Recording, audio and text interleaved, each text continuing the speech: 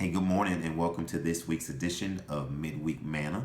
Before we go any further, just as we did last week, we want to ask for your continued prayers for all those individuals involved in Hurricane Harvey in East Texas and Louisiana, and then for the newest storm that we have that's out there, very powerful storm, Hurricane Irma, and it is churning in the Caribbean and potentially can threaten the United States. So we're asking for you to continue praying for all of those individuals.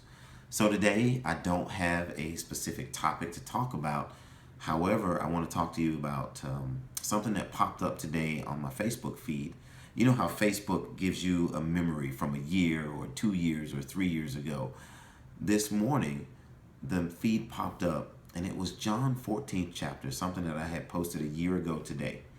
John 14th chapter, verse 1, and it said, and this is Jesus talking, "Let not your heart be troubled."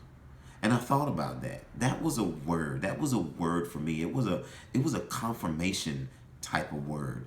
In other words, it was spoken to the disciples by our Savior, Jesus, before he was crucified. And he was telling the disciples to not be worried. If you believe in God, believe also in me. I am the way, the truth, and the life. No one comes to the Father except by me, but let not your heart be troubled. You know, folks, we deal with so many things that are outside of our control. We deal with so many things from an external fashion and a lot of things from an internal fashion. Every day we are perplexed on every side, but let not your heart be troubled. Think about those words of our Savior as he knew he was preparing for his death on the cross. He knew that he was getting ready to go back home to be with his Father in heaven. And even with him having to go through all of that, his heart wasn't troubled because it was filled with love for us. So today, I encourage you to let not your heart be troubled.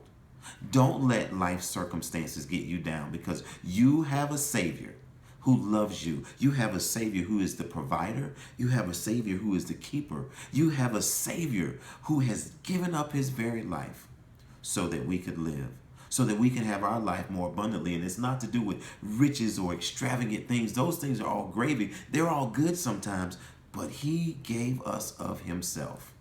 So let not your heart be troubled. Put all your trust in God.